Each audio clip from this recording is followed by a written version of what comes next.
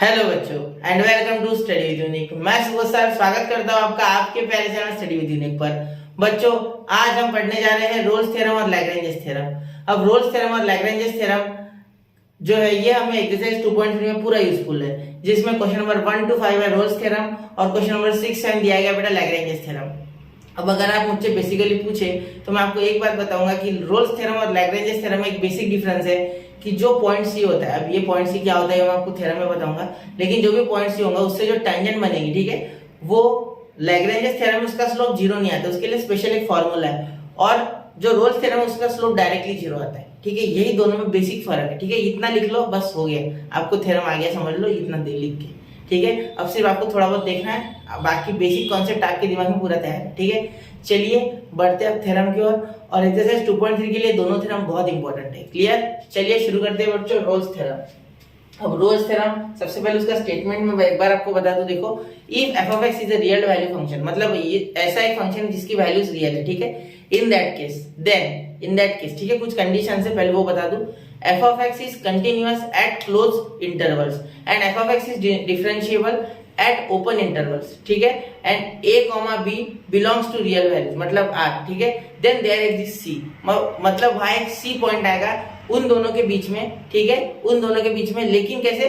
Open intervals पे, close पे नहीं, ठीक है। अब ये क्या होता है ये भी मैं आपको डिटेल में एक्सप्लेन करूंगा, पहले सुन लो, ठीक है।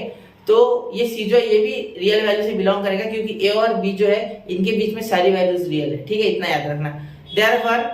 देयरफॉर अगर आप बोलो तो f dash of c is equal to 0, क्यों होगा f dash of c Rolle's theorem में 0, ये बता दूं, क्योंकि जो x है, x एक्सिस, उससे वो जो c पॉइंट है, ठीक है, वहां से जो टेंजेंट बनेगी वो पैरेलल रहेगी, और x एक्सिस का स्लोप बेटा 0 होता है, इसीलिए उस टेंजेंट का भी स्लोप 0 होगा। अभी मैं आपको लिख के बता दूं। चलिए तो आपको इतना अगर आपने नोट कर लिया तो ये आसान जाएगा। देखिए सबसे पहले है कि f of x is a real value function, ठीक है, सबसे पहले ये लिख लेते, ठीक है, इतना हो गया। अब देखो ये कंडीशन है, ये सारी कंडीशन, इफ ये भी इफ का पार्ट है, ये भी इफ का है, देन अभी चालू होने का है, देन हम यहाँ लिखेंगे आसपास, ठीक है, समझ गए। तो चलो यहाँ लिखते, पहला point f of x is continuous, f of x is continuous at close intervals of a comma b, ठीक है, and this belongs to real numbers, ठीक है, याद रखना, ठीक है।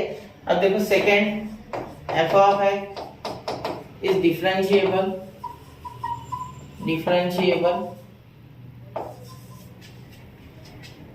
at close intervals of a and b, ठीक है।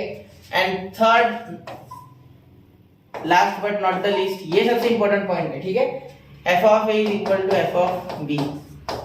ये तीन जो है, ये तीन कंडीशंस के ऊपर रोल्स थ्योरम डिपेंड है पूरा, ठीक है, याद रखना। ये तीन कंडीशन अगर आपको आ गई तो आपको रोल्स थ्योरम आ गया बेटा, ठीक है। चलिए अब इसे मैंने हाईलाइट कर लिया, आप देन वाला पार्ट लिख लेते ना, देन वाला पार्ट यहाँ लिखते, देखो देन अगर ये है तो then there exist a point C, there exist a point C, ठीक है, अ पॉइंट सी,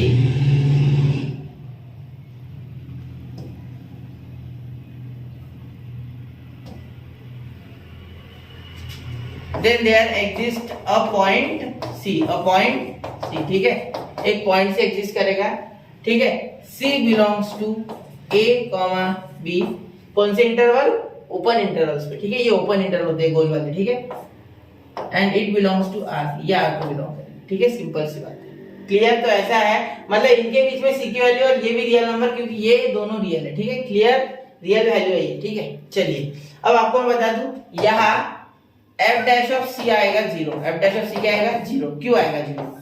ये मैं आपको बताता हूँ। यही एक मेन फर्क है लैग्रेंजेस और रोल्स थ्योरम के बीच में। देखो यहाँ अगर मैं इसका कुछ ऐसे ग्राफिकल बनाऊं, ठीक है, जो मैं बना रहा हूँ वो सीधा बनाऊंगा, आप ऐसे भी बना सकते हैं, टेक्स्ट बुक में दोनों दिया गया है। मैं आपको और दूसरी भी बता दूं, पहले ये सुन लो, ठीक है। ये अगर है आपकी y एक्सिस और ये अगर आपकी x एक्सिस, क्लियर।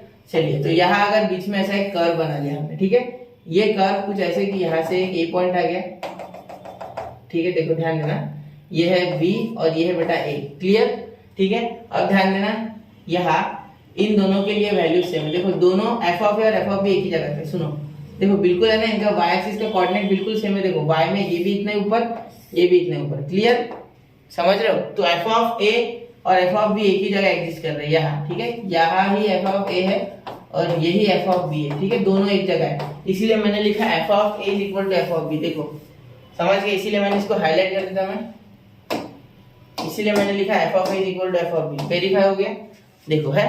अब आगे देखो, होने का भी खत्म। अगर ये इक्वल है तो एक तो वेरीफाई हो गया, ये यहाँ से यहाँ तक कंटिन्यूअस और डिफरेंशिएबल है, ठीक है। अब किसी को अगर ये क्लोज इंटरवल ओपन इंटरवल नहीं समझ रहा है तो मैं एक बार उसे एक्सप्लेन करूंगा, 2 मिनट रुक जाओ। अब यहाँ एक पॉइंट सी होगा, ठीक है, कहा यहाँ, ठीक है, सपोज यहाँ एक पॉइंट सी, ठीक है। तो अगर मैं यहाँ से एक टेंजेंट बनाऊं, देखो ध्यान से, अगर मैं यहाँ से एक टेंजेंट बनाऊं जो कि मैं रेड कलर में बनाता, देखो यहाँ से अगर मैं टेंजेंट बनाऊं कुछ इस तरीके से, ठीक है, तो क्या ये इस एक्स एक्सिस को पैरेलल है? आप बोलोगे हाँ सर क्यों नहीं है, बिल्कुल है। तो ये अगर पैरेलल है बेटा तो in that case yes C point C, ठीक है, इन दैट केस ये पैरेलल है तो इसका स्लोप किसके बराबर हो जाएगा? एक्स एक्सिस के बराबर, ठीक है। तो the slope of x axis is what? Slope of x axis is 0, ठीक है। और स्लोप यानी क्या होता है बेटा? डेरिवेटिव। स्लोप भी तो डेरिवेटिव होता है ना, dy बाय dx। हमने पीछे पढ़ा था ना अभी 2.1 में टेंजेंट का स्लोप निकालने के लिए dy बाय dx निकालते थे, वही है, ठीक है। तो यही डेरिवेटिव यानी स्लोप। इसीलिए वी कैन कंक्लूड, ध्यान देना, वी कैन कंक्लूड दैट, ये दिख रहा है ना आपको, चलो दिख रहा होगा, तो therefore we can conclude f dash of c is equal to 0 because f dash of c यानी slope of c is equal to slope of x axis, ठीक है, स्लोप ऑफ x एक्सिस, ठीक है। चलिए मैं आपको थोड़ा ये इधर ऊपर सरका दूं जिससे कि आपको ये दिख जाए, ठीक है। हाँ अब दिख रहा है, चलो मैं एक बार चेक कर लूं दिख रहा है कि नहीं। चलो दिख रहा है, हाँ। तो therefore this is slope of x axis, ये स्लोप ऑफ x एक्सिस, ठीक है। इसे चाहो तो मैं अलग रंग दे दूं, थोड़ा समझ जाओ आप उससे, ठीक है। हो गया, चलिए। तो ये स्लोप ऑफ c यानी f डैश ऑफ c आपको बताने के लिए लिखा सिर्फ मैंने, और स्लोप ऑफ x एक्सिस, मतलब x एक्सिस का जो स्लोप है वो सेम टू सेम c का है because slope of parallel lines are equal. Slope of parallel lines are equal, ठीक है, समझ रहे हो?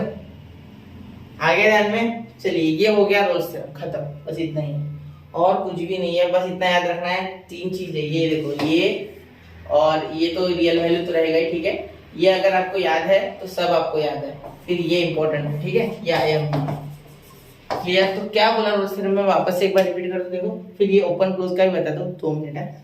चलो तो बता दो, सबसे पहले ये हो गया ज्योमेट्रिक मीनिंग, ये हो गया उसका स्टेटमेंट वगैरह, ठीक है। तो सबसे पहले क्या है, F of X is a real value function. उसके बाद F of X is continuous at close intervals of a and b which belongs to real value r, and f of x is differentiable at open intervals of r, ठीक है, मतलब ये real function है, ठीक है, a और b के, और f of x equal to f of b, ठीक है। then there exists point c, देखो, then there exists point c belongs to a comma b at which intervals बेटा? at open intervals, clear?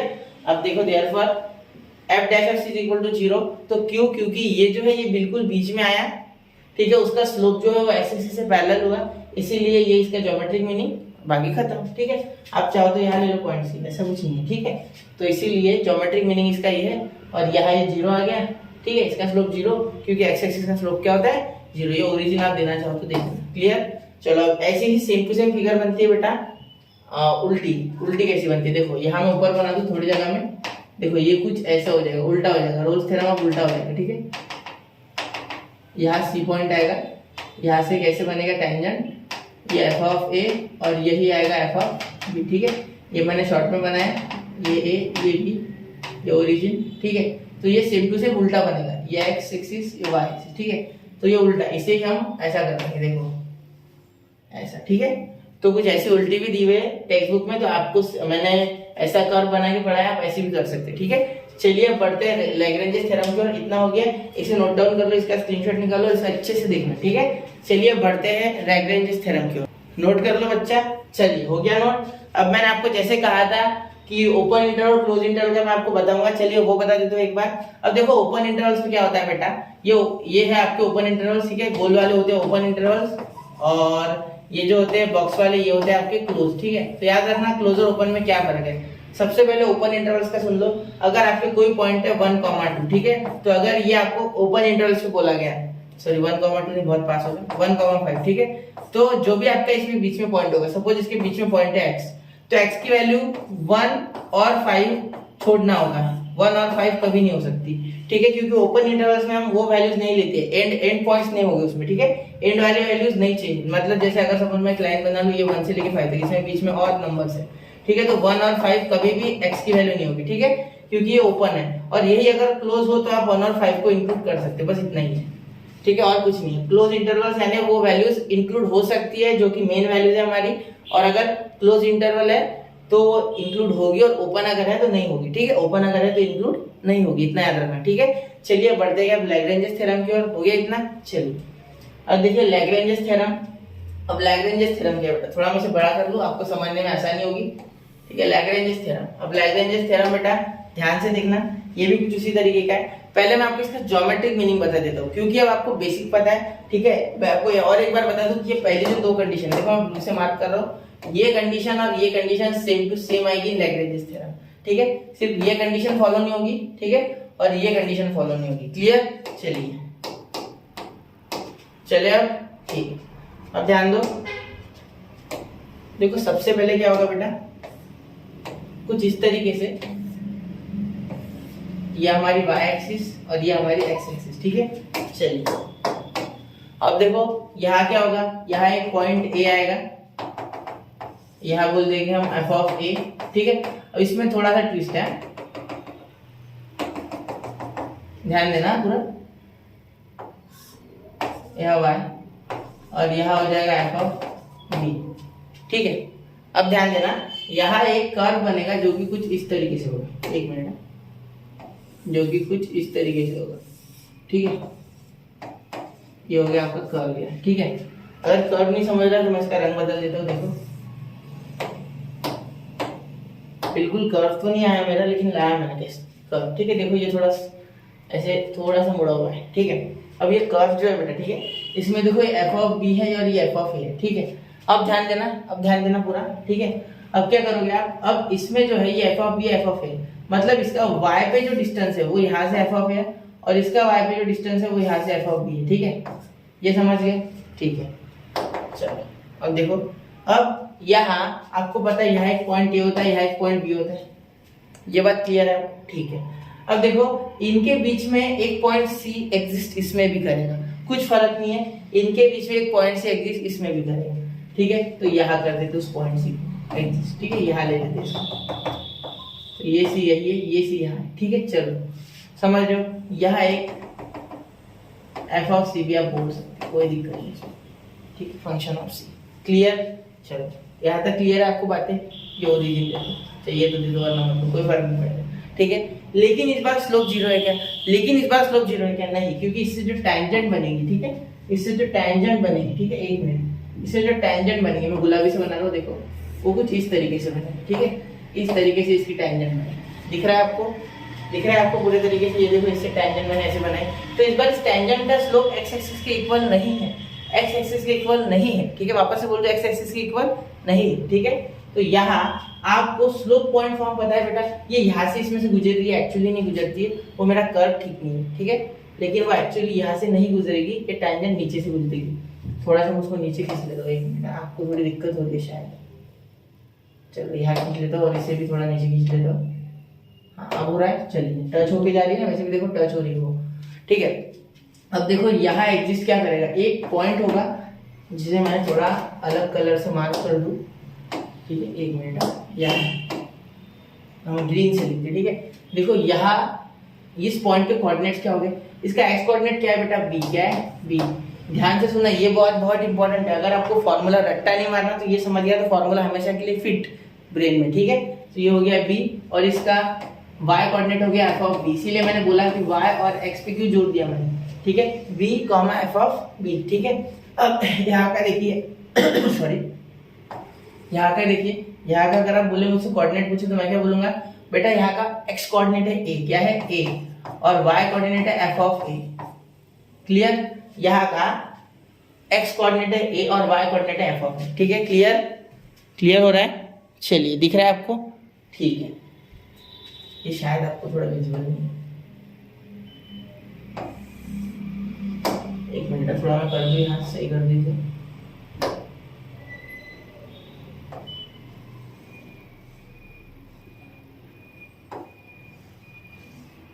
अब दिख रहा है, एक मिनट थोड़ा बड़ा कर दो, क्लियर अब दिख रहा है, ये point A comma F of A, clear हो गया बात, अब दिख रहा है। चलिए अब मैं बढ़ रहा हूँ आगे यहाँ पे।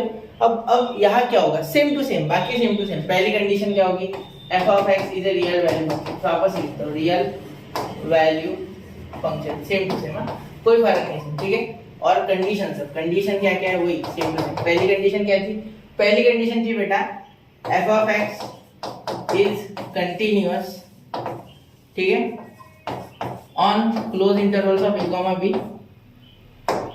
बी बिलोंग्स टू आर, ठीक है। सेकंड है F of X is differentiable on open intervals of A comma B, ठीक है, बिलोंग्स टू आर, ठीक है। अब सेकंड, यहाँ कोई कंडीशन है, ठीक है, थर्ड कंडीशन नहीं है।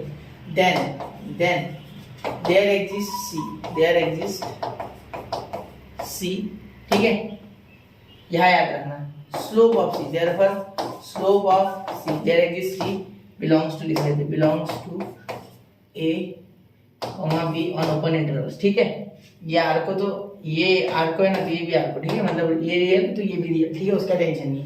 स्लोप ऑफ सी मतलब f dash of c, slope of c यानी एफ डैश ऑफ सी, ठीक है। हम अगर डेरिवेटिव निकालते किसी चीज का, मतलब उसका स्लोप निकालते, ठीक है, इज इक्वल टू क्या आ जाएगा, याद रखना, आपने स्लोप पॉइंट फॉर्म पढ़ा है बेटा, मैं यहाँ फॉर्मूला लिख दूं, स्लोप पॉइंट फॉर्म पढ़ा है आपने, तो स्लोप पॉइंट फॉर्म के हिसाब से फॉर्मूला है, ठीक है। क्या है slope point form, y2 minus y1 upon x2 minus x1, ठीक है। तो वो same to same formula use होगा। देखो y2 क्या है बेटा, y2 ये है, ये x2 है, ये सॉरी ये y2 है, ये x2 है, ये x1 है, ये y1 है, ठीक है। तो सुनो y2 ये है, ये y2, ठीक है, ये x2, ये x1 और ये है y1, ठीक है। तो अब देखो y2 मतलब f of b minus f of, ये हो गया f ऑफ a जो कि y1 अपॉन x2 क्या है b माइनस a, हो गया आपको फॉर्मूला, कर लो इसे हाईलाइट, ये आपका फॉर्मूला है जिससे आप स्लोप निकालोगे लैग्रेंजेस में। क्लियर, चलो देखो एक बार उसे ध्यान से, बस इतना ही है। हाँ हो गया दोनों थ्योरम यहाँ क्लियर, ठीक है, समझ गया ना पूरा। चलिए फिर बढ़ते अगले क्वेश्चन की और, नहीं समझा तो एक बार वापस से जाके रिटर्न जाके, जहाँ से नहीं समझा वहां से देखिए, पूरा क्लियर हो जाएगा। मैंने क्रिस्टल क्लियर तरीके से बता दिया, इससे ज्यादा कुछ है नहीं इसमें। और एक क्लोज इंटरवल और ओपन इंटरवल तो आपको मैंने अभी थोड़ी देर पहले बताया, ठीक है। चलिए बढ़ते अगले क्वेश्चन की ओर, हो गया, चलिए नोट हो गया, चलते अगले क्वेश्चन की ओर। तो बच्चों इसे नोट करना ही है, ठीक है, इस बार नोट करना ही है, मैं बोल रहा हूँ खुद से नोट करो इस बार, क्योंकि ये नोट करना बहुत जरूरी है, ठीक है। तो यहाँ दोनों थ्योरम्स हमारे खत्म होते हैं, यहाँ मैं इसका कोई एग्जांपल नहीं ले रहा हूँ, क्यों, क्योंकि डायरेक्टली हम एक्सरसाइज में एग्जांपल करने ही वाले हैं। तो बढ़ते अगले क्वेश्चन की ओर, और मैंने फर्स्ट वीडियो जो था उसमें ऑलरेडी एग्जांपल करके बताया है, ठीक है। चलिए बढ़ते क्वेश्चन की ओर। एक्सरसाइज 2.3 में फर्स्ट क्वेश्चन देखिए क्या बोला गया, check validity for Rolle's theorem, ठीक है, मतलब रोल्स थ्योरम यहाँ एप्लीकेबल है या नहीं है हमें चेक करना है। मतलब क्या चेक करना है, एक बार बता दूं आपको। सबसे पहले चेक करना है कि ये फंक्शन जो ये कंटिन्यूअस है, और उसके जो डोमेन्स है, मतलब ये जो डोमेन्स है उस पे ए और बी, जो ए और बी थे ये डोमेन कहते हैं इसे, ठीक है। तो डोमेन पे ये डिफरेंशिएबल है या नहीं है, ये कंटिन्यूअस है या नहीं है, ठीक है। मतलब यहाँ जो क्लोज इंटरवल है इस पे होना चाहिए कंटिन्यूअस, और ओपन इंटरवल पे होता है ये डिफरेंशिएबल, ठीक है। और आपको उसके बाद ये बताना है बेटा कि एफ ऑफ ए और एफ ऑफ बी इक्वल है या नहीं, मतलब यहाँ 1 जब पुट करेंगे तो वही आंसर आना चाहिए, और जब यहाँ बी पुट करेंगे, मतलब ये C3 पुट करेंगे तब भी सेम आंसर आना चाहिए। तभी हम बोलेंगे कि यहाँ रोलिस थ्योरम एप्लीकेबल हो रहा है या नहीं, ठीक है। अब आप और एक बात मुझसे पूछोगे कि सर एफ डैश ऑफ सी भी आपने पढ़ाया था, तो एफ डैश ऑफ सी बेटा इफ के बाद देने वाला पार्ट था, मतलब थ्योरम उतना कंडीशंस, पहले 3 कंडीशंस है, continuous, differentiable and F dash of is equal to F dash of B. उसके बाद एफ डैश ऑफ सी, अगर ये तीनों है तो मतलब वो देन वाला पार्ट है, ठीक है। तो वो हम इसके बाद वाले क्वेश्चंस में करने वाले हैं, जहां हमें सी की वैल्यू निकालने को बोलेंगे या और कुछ सी के साथ रिलेटेड काम होंगे तब, ठीक है। तो सबसे पहले तो हमें सिर्फ वैलिडिटी चेक करनी है, तो चलिए शुरू करते। सबसे पहले शुरू करूं, ठीक है। देखिए अब यहाँ क्या हो जाएगा, सबसे पहले हम लिखेंगे F of X is continuous at 1,3 ये कौन से इंटरवल है? Close interval. मैं बार बार बता रहा हूँ क्लोज इंटरवल्स, मतलब इसमें 1 और 3 भी इंक्लूडेड है, ठीक है। Belongs to real number, clear, belongs to real numbers, clear. अब ऐसा लिखा हमने। अब आप बोलोगे सर ये कंटिन्यूअस है यानी आपको कैसे पता चला? तो सबसे पहले मैं आपको एक बात बता दूं बच्चा कि पॉलिनोमियल में हर एक जो पॉलिनोमियल होता है वो कंटिन्यूअस और डिफरेंशिएबल होता है जब तक वो पॉलिनोमियल है। मैं वापस से बता दूं, पॉलिनोमियल किस किस बच्चे को पॉलिनोमियल क्या होता है ये पता नहीं होता है, वो हर एक x और y को समझते पॉलिनोमियल। लेकिन बेटा अगर x का पावर 5 है और y का पावर 3 है that is polynomial, but x का पावर अगर 5/2 है तो ये पॉलिनोमियल नहीं है। पॉलिनोमियल का हमेशा आपको पावर होल नंबर चाहिए, वो ना डेसिमल चाहिए, वो ना रूट में चाहिए, वो ना रैशनल नंबर में चाहिए, वो डायरेक्ट चाहिए अपने हमें एक होल नंबर। जैसे 1 2 3 4 और निगेटिव भी नहीं चाहिए। एक बार और ऐड कर दूं, वो पावर निगेटिव भी नहीं होना चाहिए, क्लियर। चलिए ये समझ गया। अब ये कंटिन्यूअस है 1 और 3 पे, क्लियर। तो हर एक पॉलिनोमियल कंटिन्यूअस होता है, सॉरी। चलिए ये हो गया। अब देखो f of x is differentiable, ठीक है, at open intervals of 1,3 belongs to, ठीक है। इतना हो गया। अब इसके बाद हम लिखेंगे इतना याद है आपको, ठीक है, इतना हो गया। अब इसके बाद हम 1 और 3 में पुट करके देखेंगे, थर्ड कंडीशन के लिए चेक करके देखना है, ठीक है। तो थर्ड कंडीशन कैसे चेक करेंगे, ठीक है। Here a is equal to 1 and b is equal to 3, ठीक है। यहाँ a की वैल्यू 1 है बेटा और b की वैल्यू 3 है, ठीक है। सबसे पहले आप f of a चेक करोगे, तो आप क्या करोगे, x की जगह a डालोगे, f of a, ठीक है।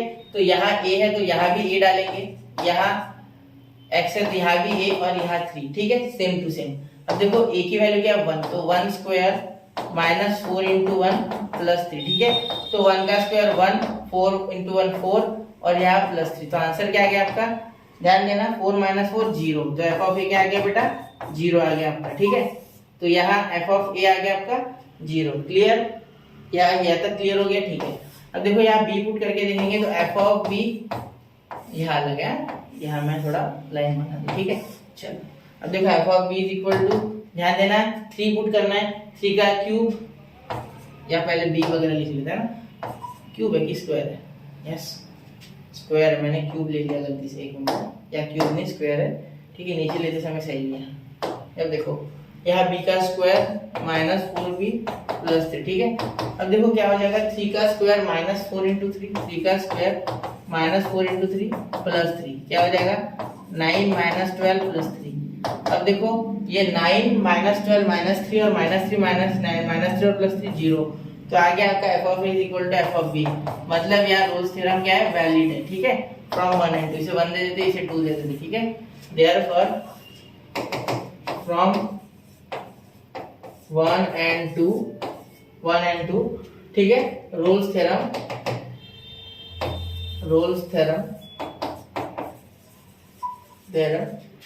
इज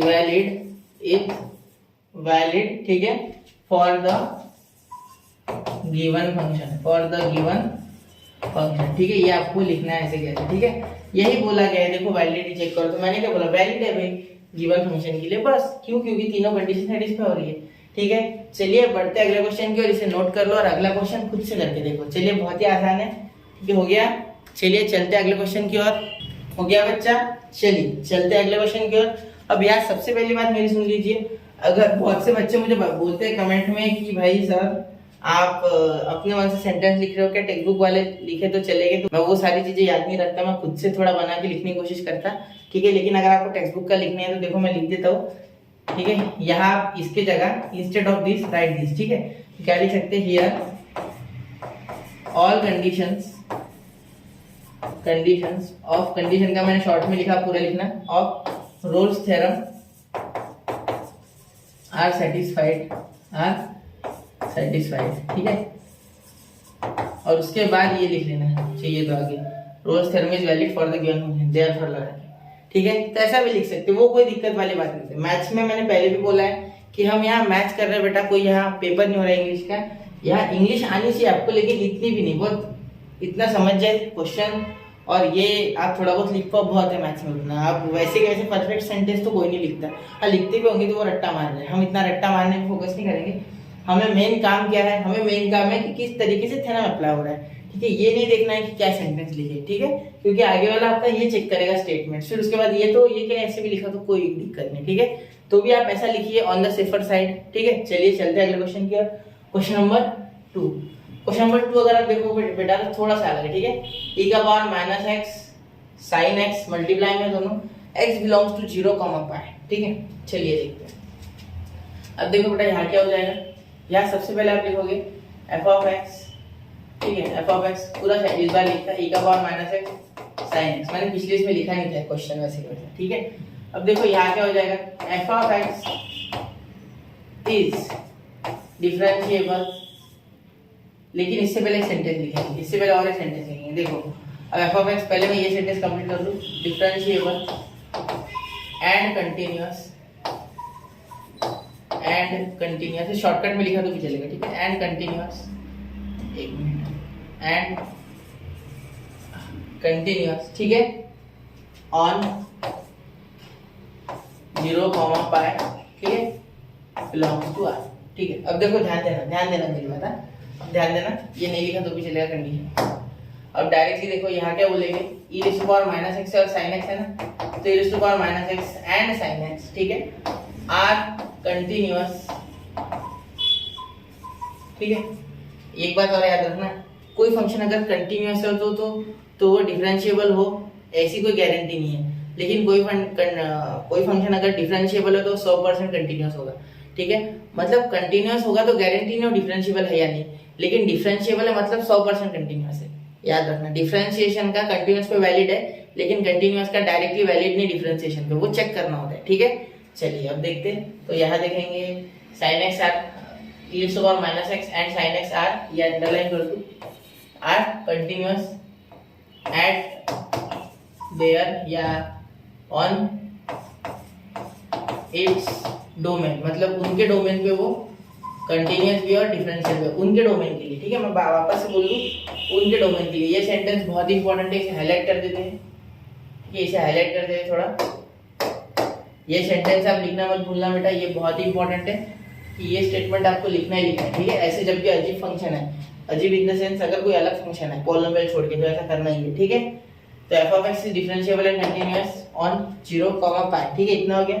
अब इसके बाद क्या लिखेंगे, देयरफॉर, अब सबसे पहले हम लिखते हैं हमारा a क्या है, लेट लिखा नहीं तो भी चलेगा, मैंने पिछले इसमें लेट नहीं लिखा था, a is equal to 0 and b is equal to pi, ठीक है, ये हो गया आपका a is equal to 0 and b is equal to pi, ठीक है यहाँ तक। अब देखो अब क्या लिखेंगे, f ऑफ a एक ही जगह e raise to power minus, या यहाँ आप डायरेक्टली 0 भी लिख सकते, ठीक है, या 0 भी लिख सकते, कोई दिक्कत नहीं है। अब डायरेक्टली पहले इसमें मैंने इतना करके दिया है, ठीक है, उसके जगह आप ऐसा भी करोगे तो चलेगा, ठीक है, इतना लिखना नहीं है आपको, तो पिछले इसमें भी a भी नहीं लिखना, डायरेक्टली वो डालोगे वैल्यू तो भी चलेगा।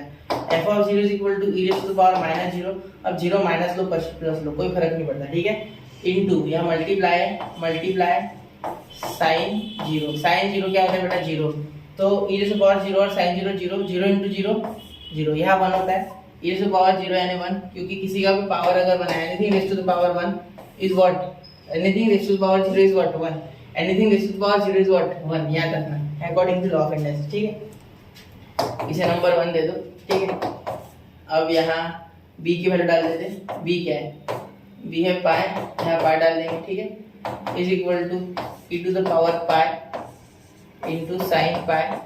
अब देखो बेटा e to the power pi is something, but e to the sine pi is 0, ये 0, साइन 180 पे 0 होता है, देखो साइन 0 पे 0 है और साइन 180 पे भी 0 है, ठीक है, वो सिर्फ 90 पे और 270 पे वैल्यू रहता है, ठीक है। यहाँ साइन की वैल्यू आती है -1 और यहाँ साइन की वैल्यू आती है 1, ठीक है, लेकिन यहाँ और यहाँ साइन ऑलवेज 0 या भी 0, ठीक है। चलिए याद रखना, ये ट्रिग्नोमेट्री वाला पार्ट था थोड़ा, ठीक है।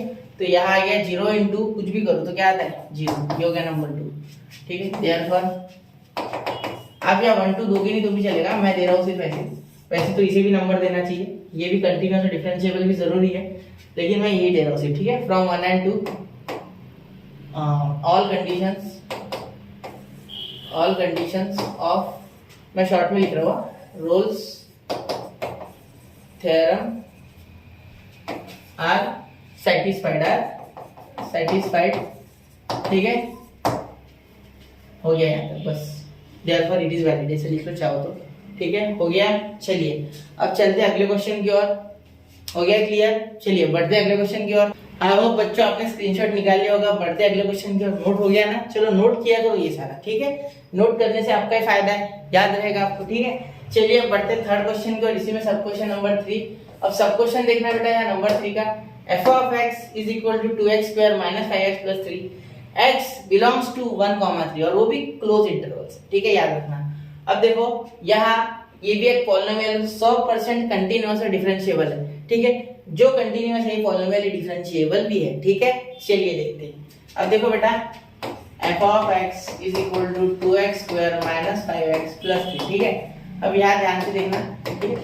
f of x is continuous, f of x is continuous at close interval 1, 3, ठीक है, belongs to ये नंबर से लिख सकते, ठीक है। therefore f of x and लिख सकते हैं, आल्सो लिख सकते हैं, आपकी इच्छा है वो क्या लिखना है, ठीक है। नहीं लिखा तो भी कोई दिक्कत नहीं है, डायरेक्ट लिख सकते हैं। f of x is differentiable, f of x is differentiable at open intervals of 1, 3, ठीक है, बिलोंग्स टू R। यहाँ तक क्लियर हो गया।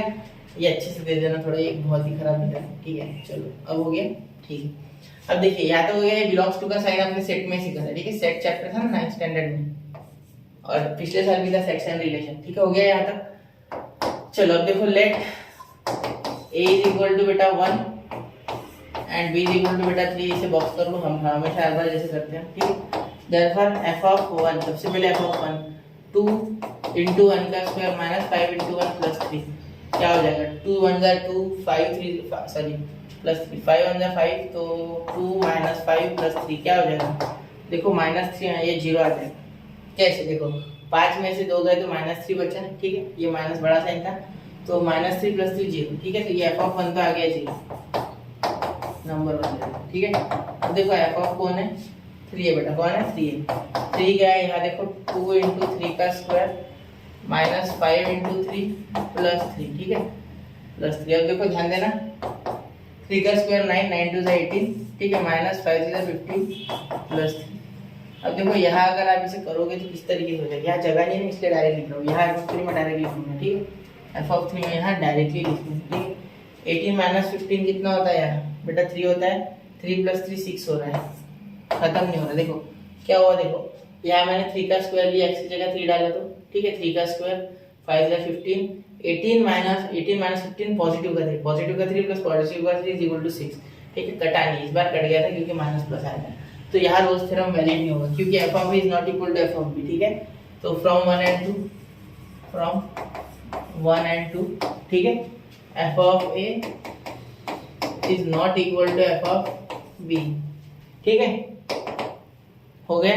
अब आप मैंने f of a is not equal to f of b लिखा, पिछले इसमें मैंने ये नहीं लिखा, फिर आपके मन में सवाल आएगा f of b is equal to f of b, तो आप लिख सकते हो बेटा, उसका कोई टेंशन नहीं है। फ्रॉम 1 and 2 आप ऐसे लिख सकते हो, इसलिए मैंने लिखा फ्रॉम 1 and 2, क्योंकि ये इक्वल है या नहीं मुझे बताना था ना, तो इसीलिए मैंने वहाँ फ्रॉम 1 and 2 बता दिया था कि ठीक है। तो यहाँ क्यों नहीं, तो यहाँ हमने यहाँ इक्वल नहीं है चीजें, जब नहीं होती है तो चिल्ला चिल्ला के बताना होता है, अगर होता है तो ठीक है। जैसे कि प्लस का साइन हम मैथ्स में दिए नहीं तो भी चलता है, हम कंसीडर करते हैं कि प्लस है, लेकिन माइनस को पता नहीं होता है क्योंकि वो इम्पोर्टेंट है, ठीक है।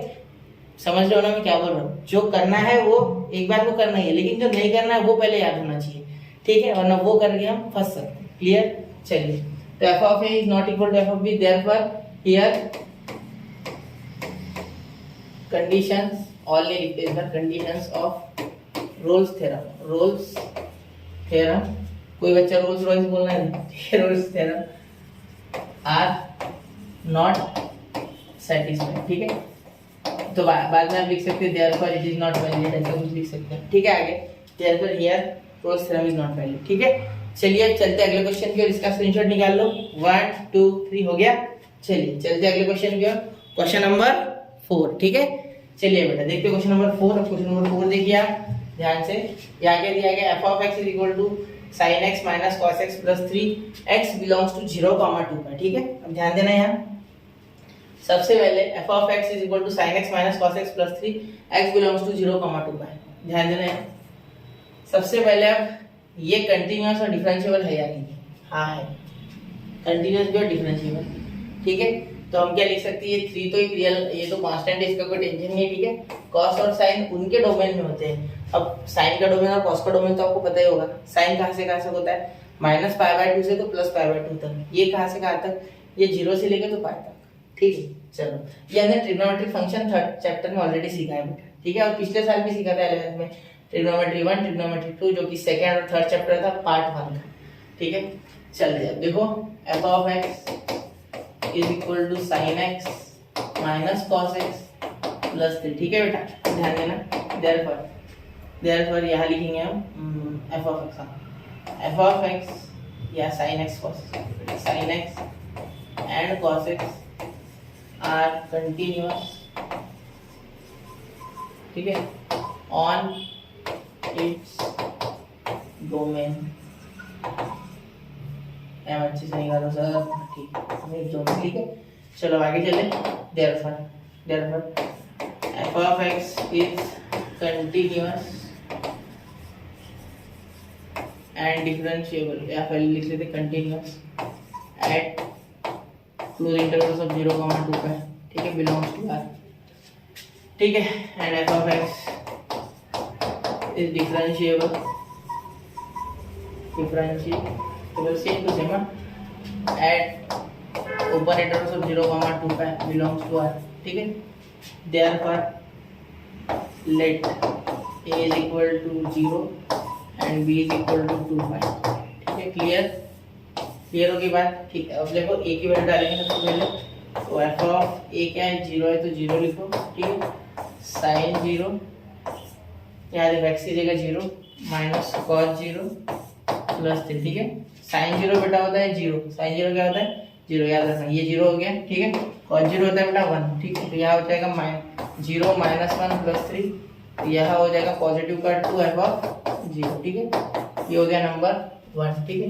अब देखो यहाँ लिखते हैं f(b), ठीक है। यहाँ क्योंकि जगह नहीं थी, जगह थी भी तो कंजेस्टेड हो जाता, ठीक है। जगह है ना हमारे पास, f(2π) इज इक्वल टू, ध्यान देना, sin 2π minus cos 2π plus 3, sin 2π minus cos 2π plus 3, ठीक है।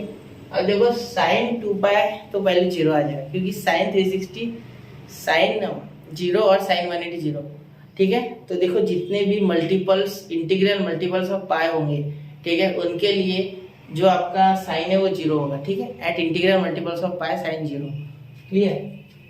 तो देखो यहाँ तो पहले 0 आ गया, यहाँ cos 2π आ गया बेटा, 360 पे 1 आता है, पॉजिटिव आता है प्लस 3, तो यहाँ हो गया 2, ठीक है। तो f(2π) भी आ गया आपका 2, ठीक है। तो सेम टू सेम वैल्यू आ गई दोनों। एक बार बॉक्स कर दो इस कारण से, तो इसे भी कर देता हूँ आपको, ठीक है, सेम आ गया इसलिए। तो from 1 and 2 this is valid, f(a) is equal to f(b), ठीक है। चलो f(a) is equal to f(b) लिखा मैंने इस बार, ठीक है। चलो आगे देखो, therefore it is what, therefore here all conditions of Rolle's theorem are satisfied, ठीक है बेटा। चलिए चलते अगले क्वेश्चन की ओर, इसे नोट कर ला, ठीक है। 1 2 3 तो नोट कर लिया बच्चों। चलिए बढ़ते हैं अगले क्वेश्चन की ओर, क्वेश्चन नंबर 5। क्वेश्चन नंबर 5 देखिए बच्चों, f(x) is equal to x² if x is greater than 0 and less than 2 equal to b है। मतलब ये कौन सा इंटरवल है, ये इंटरवल है क्लोज बेटा, ये क्लोज इंटरवल आपको दिया गया, ठीक है। 0,2 ये क्लोज इंटरवल है, क्योंकि आपको मैंने क्या कहा था कि क्लोज इंटरवल में एंड पॉइंट्स भी इंक्लूड होते हैं। तो मतलब इक्वल टू दिया गया है, मतलब ये x 2 भी हो सकता है और 0 भी हो सकता है, ठीक है। बीच वाले नंबर तो आएंगे, ठीक है। और साथ में देखिए ये भी सेम टू सेम क्लोज है, ठीक है। 6 - x जो एक f(x) है और एक x², दो f(x) दिए गए, ठीक है। दोनों क्लोज है, क्यों, क्योंकि एंड पॉइंट्स इंक्लूडेड है, क्योंकि यहाँ क्या बोला गया, और इक्वल टू, ठीक है। इसीलिए हम बोल सकते हैं 2,6, क्लियर। चलिए अब यहाँ आपको दो मेथड से करके दे सकता हूँ मैं। एक पहली मेथड है लिमिट वाली, जो कि थोड़ी लेंदी है, ठीक है, जिसमें हमें लेफ्ट हैंड साइड लिमिट और राइट हैंड साइड लिमिट दोनों निकालने होंगे, ठीक है। उसके बाद आपको उन्हें फर्स्ट प्रिंसिपल मेथड या फर्स्ट प्रिंसिपल रूल डिफरेंशिएशन का लगा के पूरा सॉल्व करना होगा, ठीक है। तो इतना लंबा करने से अच्छा है। और एक सेकेंड मेथड है जो कि आसान है, और मैं आपको उसके लिए एक ट्रिक बता दूं। पहले याद रखना कि अगर यहाँ सेम ऐसा ब्रेकिंग पॉइंट दिया हो, मतलब सेम अगर कोई कॉमन इसमें एक पॉइंट हो, ठीक है, कॉमन पॉइंट। देखो 2 और 2, तो इसे आप ब्रेकिंग पॉइंट कहोगे अगर ये कॉमन है। अगर ये कॉमन, देखो वापस से मैं हाईलाइट कर दूं थोड़ा। देखो अगर ये ऐसा कॉमन है तो आप यहाँ डायरेक्टली ये मेथड यूज कर सकते हैं जो मैं कर रहा हूँ, ठीक है, याद रखना। तो वो मेथड बहुत लेंदी है बेटा, वो उसके तरफ नहीं जाना है हमें, ठीक है। तो देखिए मैं आपको वो मेथड करके दे रहा हूँ जो इजी है, जो इजी है वो करके दे रहा हूँ पहले, ठीक है। अब देखो यहाँ आप क्या कहोगे सबसे पहले कि f of x is a polynomial, ठीक है, ये पॉलिनोमियल है, ठीक है। f of x is a polynomial, x square and 6 minus x are continuous, ठीक है, at their own domains, से at its own domain आपकी इच्छा, ठीक है, at its own domain या at their own domain, ठीक है, ये हो गया। अब देखो ये डिफरेंशिएबल है या नहीं यही चेक करना है, कंटिन्यूअस तो है क्योंकि ये पॉलिनोमियल है, ठीक है, दोनों पॉलिनोमियल है, ठीक है। 0, 2 एंड 2, 6 इसमें कॉमन कौन है बेटा 6, सॉरी 2, कॉमन कौन है 2, मतलब 2 इसमें भी आ रहा है और 2 इसमें भी आ रहा है, ठीक है। तो यहाँ 2 आगे आ रहा है, यहाँ 2 पीछे आ रहा है, ठीक है। इसमें माइनस करेंगे तो 2 आएगा, इसमें प्लस करेंगे तो 2 आएगा, ठीक है, समझ रहे हो। इसमें माइनस करना होगा, इसमें प्लस पहले वाले में, ठीक है। यहाँ तक क्लियर है। अब देखो सबसे पहले मैं डायरेक्टली इन फंक्शंस को उठा के डिफरेंशिएट कर देता हूँ। सबसे पहले मैं डिफरेंशिएट करता हूँ f of x is equal to x का स्क्वायर, ठीक है। इसे जब डिफरेंशिएट करेंगे आप, ठीक है, डिफरेंशिएट करना है, ठीक है, डिफरेंशिएबल है या नहीं देख चेक करना होता है ना। तो कंटिन्यूअस तो ये पता चल गया, तो डिफरेंशिएबल है या नहीं इसके लिए चेक कर रहे हैं, ठीक है। तो फॉर डिफरेंशिएबिलिटी आप ऐसा भी लिख के यहाँ कर सकते हैं f of x is equal to x square, तो therefore f dash of x is equal to 2x, ठीक है, हो गया, ठीक है। Therefore f dash of x at x is equal to 2, यह हो जाएगा 2 इंटू 2 इज इक्वल टू 4, क्योंकि यहाँ 2 ब्रेकिंग पॉइंट है इसलिए मैंने 2 डाला, ठीक है। 2 इंटू 2 इज इक्वल टू 4 हो गया, ये इसे नंबर 1 दे दो, ठीक है। दूसरा देखो यहाँ आपको करना है f of x is equal to, ये x स्क्वायर हो गया, आप 6 माइनस इसको डिफरेंशिएट करेंगे, ठीक है। दोनों सेम टू सेम है, चाहो तो यहाँ आप लिख सकते कि यहाँ l लिख देना आगे, क्योंकि ये लिखो लेफ्ट हैंड राइट हैंड तो है नहीं यहाँ, ऐसे लिखो f ऑफ x और ये f, ठीक है। f1 नहीं, वो भी लिखना नहीं क्योंकि ये सेम टू सेम ही हो जाएगा, ठीक है। ऐसे लिखना है जैसे मैं लिख रहा हूँ, ठीक है। देखो अब f dash of x is equal to 6 को डिफरेंशिएट करोगे 0 आएगा, x का आएगा -1, ठीक है। तो -1 आ गया इसका डिफरेंशिएशन। अब आप 2 पुट भी कहा करोगे, 2 पुट करने के लिए जगह ही नहीं बची, मतलब f dash of x for, यह लिख सकते for 6 minus x is equal to -1, ठीक है। ये हाईलाइट कर देना, ये ध्यान से देखना, ठीक है। ये इसे देंगे नंबर 2, ठीक है।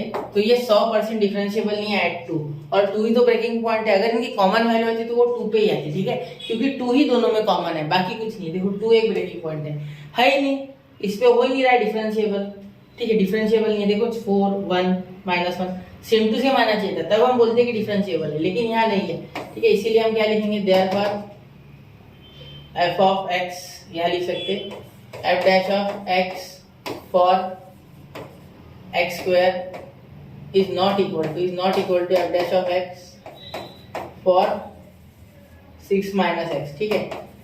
therefore देखो they are not, या f of x is not ऐसे लिख सकते, differentiable at x is equal to 2 and 2 belongs to 0,6, ठीक है। तो ये तो 0,6 पे आ रहा है ना, देखो 0 और 6 के बीच में 2 आता है ना, ठीक है। देयरफॉर रोल्स थ्योरम, या ऐसे बोल सकते हैं conditions for Rolle's theorem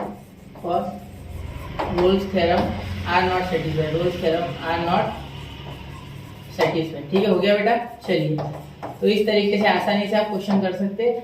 left hand limit right hand limit में चक्कर में मत पड़ना, बहुत लंबा चले जाएगा, ठीक है। ये शॉर्ट है, इसमें कंटिन्यूअस तो है ये, ठीक है, क्योंकि 2 दिया है तो कंटिन्यूअस है, आप निकाल के देख लो चाहिए तो लिमिट। अब मैं अगर यहाँ 2 डाल दूं, देखो सिंपल सी बात है, लिमिट यानी क्या, यहाँ x टेंड्स टू 2 हो जाएगा और यहाँ भी x टेंड्स टू 2, क्योंकि ब्रेकिंग पॉइंट वाला डालना होता है, x टेंड्स टू 2 दोनों में, तो x स्क्वायर का क्या आ जाएगा, देखो 4, ठीक है। 2 डालूंगा तो मैं इसकी जगह पर 2, हाँ, 2 का स्क्वायर कितना होता है 4, ठीक है, दिख रहा है ना। चलो अच्छी निकल गया, x टेंड्स टू 2, लिमिट यानी क्या है, वो डालना होता है सीधा सीधा। तो x टेंस टू 2 यानी 2 का स्क्वायर, x का स्क्वायर यानी 2 का स्क्वायर, तो x इज इक्वल टू 2, 4 आ जाएगा। ठीक है, और यहाँ देखो इसका भी चेक करके दे देता, x टेंस टू 2 के लिए फॉर x टेंस टू 2 यहाँ हो जाएगा 6 माइनस x मतलब 6 माइनस 2 यानी 4 आ गया ना कंटिन्यूअस, लेना देना ही नहीं था इतना लंबा करना है। ठीक है, चलिए तो इतना लंबा मत करना, वो मेथड करके दे सकता हूँ मैं लेकिन लंबा हो जाएगा। ठीक है, चलिए अगले क्वेश्चन की ओर चलते हैं, क्वेश्चन नंबर 6। तो आई होप बच्चों आपने स्क्रीनशॉट निकाल लिया होगा। चलिए बढ़ते अगले क्वेश्चन की ओर, नोट कर लिया ना, इसी तरीके से करना, कोई अलग तरीका मत लगाना लिमिट वाला। शायद कोई बच्चा 11th में लिमिट नहीं पढ़ता है तो उसे दिक्कत नहीं जाने को ना, इसीलिए मैंने ये मेथड अप्लाई किया जिससे कि आपको डिफरेंशिएशन से सीधा प्रूफ हो जाए।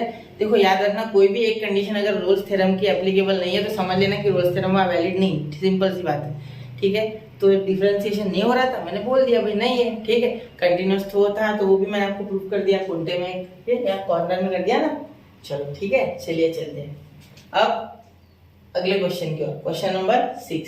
क्वेश्चन नंबर 6 देखिए बेटा, f of x is equal to x का power 2/3, f of x is equal to x का पावर 2/3। क्लियर? चलिए अब यहाँ ध्यान दीजिए बेटा, यहाँ आपको सबसे पहले इसे डिफरेंशिएट करके देखना है। ये कंटिन्यूअस है 100% क्योंकि ये कंटिन्यूअस तो होगा क्योंकि x आ रहा है। ठीक है, चलिए पॉलिनोमियल के हिसाब से कंटिन्यूअस होगा। ठीक है, तो x is to the power 2/3 is continuous. ठीक है, at its own डोमेन जो कि क्या है -1, 1। ठीक है, कंटिन्यूअस तो है। ठीक है, सिर्फ आपको डिफरेंशिएबल है या नहीं चेक करना है। ठीक है, सबसे पहले f ऑफ x ले लीजिए, x का पावर 2/3 ले लीजिए यहाँ। ठीक है, अब इसे डिफरेंशिएट कीजिए। ठीक है, therefore differentiate respect to x, differentiate respect to x, therefore f dash of x is equal to 2/3 नीचे आ जाएगा बेटा। यहाँ क्या हो जाएगा, x का पावर 2/3 -1, 2/3 -1 होता है -1/3। ठीक है, 2/3 -1, x का पावर n ही लगेगा क्या, n x का पावर n -1। ठीक है, तो वो सेम टू सेम फॉर्मूला, तो यहाँ होता है -1/3, तो ये नीचे चल जाएगा पॉजिटिव होने के लिए 2/3, और यहाँ हो जाएगा cube root of x under cube root of 6। ठीक है, sorry cube root of x, cube root of x। देखो ये 1/3 यहाँ नीचे जाके कुछ x का पावर 1/3 हो जाएगा, डायरेक्ट रूट भी लिख सकते हैं 1/3 की जगह, तो ऐसे भी चलेगा। ठीक है, या 1/3 लिखा तो भी चलेगा। ठीक है, चलिए अब आपको क्या करना है, अब आपको ये पता है कि ये फंक्शन कहाँ से कहाँ तक है, ये है -1 0 1। ठीक है, तो सबसे पहले मैं खुद का दिमाग लगाता हूँ यहाँ, और -1 0 1 हमारे पास है। ठीक है, तो मैं 0 डाल के देखता हूँ, -1 पे भी होगा और 1 पे भी होगा, लेकिन 0 डाल के देखते। ठीक है, ये अपॉन में है ना, तो सिंपल सी बात है कि 0 अगर डालेंगे तो ये रूट के बाद 0 आएगा, और 2/0 क्या हो जाएगा, इन्फिनिटी। मतलब ये सीधी सीधी बात है, डिफरेंशिएबल नहीं है, इन्फिनिटी आंसर आ रहा है। इन्फिनिटी आंसर आ रहा है मतलब ये डिफरेंशिएबिलिटी में खरा नहीं उतरता। ठीक है, therefore f of x is equal to 2/3 cube root of 0। ठीक है, therefore 2/0 is equal to infinity, therefore f dash of x is equal to infinity, therefore x का पावर 2/3 इज नॉट डिफरेंशिएबल। ठीक है, एट 0। ठीक है, and 0 belongs to -1, 1। ठीक है, therefore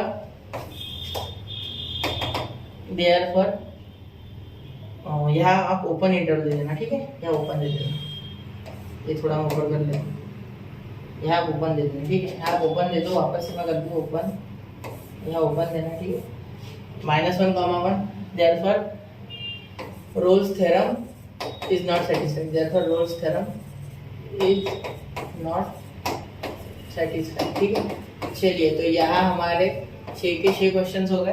question number 5 और 6 थोड़ा अलग था। ठीक है, बाकी क्वेश्चन सेम टू सेम थे। अब क्वेश्चन नंबर 2 की ओर बढ़ते हैं। यहाँ तक क्लियर हो गया, इसका स्क्रीनशॉट निकाल लो, नोट कर लो इसे, फिर अगले क्वेश्चन की ओर बढ़ते हैं। ठीक है, हो गया, चलिए जल्दी कर लिए। 1 2 3। तो आई होप बच्चों आपने स्क्रीनशॉट निकाल लिया होगा। चलिए चलते हैं अगले क्वेश्चन की ओर।